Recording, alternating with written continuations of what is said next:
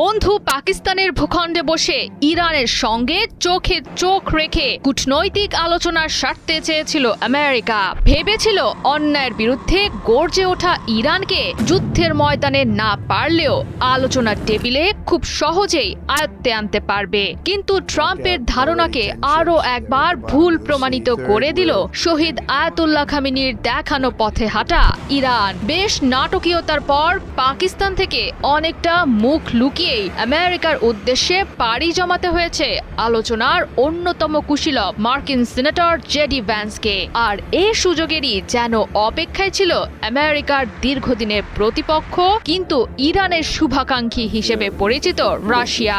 গণমাধ্যমগুলোতে যখন ফলাও করে প্রচার হচ্ছে ইরান আমেরিকা আলোচনার ব্যর্থতার খবর, তখন ইউরেশিয়ান পাওয়ার খ্যাত রাশিয়া থেকে ইরানের হার না মানা প্রেসিডেন্ট মাসুদ পেজেশকিয়ানের সঙ্গে ফোন আলাপ সারলেন রাশিয়ান প্রেসিডেন্ট ভ্লাদিমির পুতিন। জানালেন ইরানের সঙ্গে আমেরিকার মধ্যস্থতা করার ইচ্ছার কথা।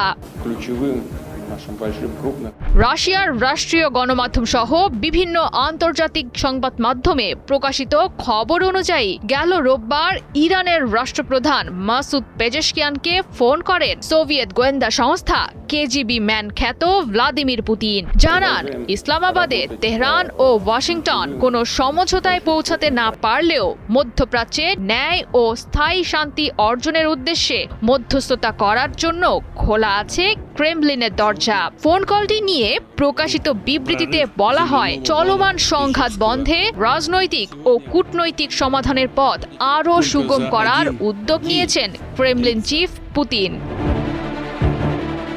কোনো চুক্তি বা সমাধান ছাড়াই পাকিস্তানে ইরান আমেরিকা আলোচনা ভেস্তে যাওয়ার কয়েক ঘন্টা পরই ইরানের প্রেসিডেন্ট মাসুদ পেজেশকিয়ানের কাছে ফোন কলের মাধ্যমে নিজের মনোভাবের কথা জানান রুশ প্রেসিডেন্ট পুতিন। তবে এবারই প্রথম নয়, এর আগে গেল বছরের জুন মাসে ইরান ইসরায়েলের মধ্যকার 12 দিনের যুদ্ধে উভয় পক্ষের মধ্যে প্রকাশ্যেই মধ্যস্থতার প্রস্তাব দিয়েছিলেন রাশিয়ার অভিভাবক খ্যাত ভ্লাদিমির পুতিন। যুক্তি দিয়েছিলেন ইরানের পারমাণবিক কর্মসূচি নিয়ে বিরোধ যুদ্ধের মাধ্যমে নয়, বরং রাজনৈতিক ও কূটনৈতিকভাবে সমাধান হওয়া উচিত। বর্তমান পরিস্থিতিতে আবারও ইতিহাসের পুনরাবৃত্তি করতে চাইছে রাশিয়া। চোখে আঙুল দিয়ে দেখিয়ে দিতে চাইছে বিশ্ব রাজনীতিতে এখন আর আমেরিকার একক কর্তৃত্ব মেনে নিতে কেউ বাধ্য নয়। বৈশ্বিক রাজনীতিতে এখন একাধিক শক্তিধর দেশ প্রভাব বিস্তারের জন্য আত্মপ্রকাশ করেছে। আমেরিকার দুর্বলতার সুযোগ নিয়ে কূটনৈতিকভাবে চ্যালেঞ্জ ছুড়ে দিচ্ছে রাশিয়া। পাশাপাশি বন্ধু ইরানের সঙ্গে সম্পর্ক জোরদার করে মধ্যপ্রাচ্যের রাশিয়ান প্রভাব জোরালো করতে চাইছেন পুতিন। আর আমেরিকার বন্ধু পাকিস্তানের চাইতে মার্কিন প্রতিদ্বন্দ্বী রাশিয়া অনেকদিন ধরেই ইরানের আস্থা অর্জন করে নিয়েছে।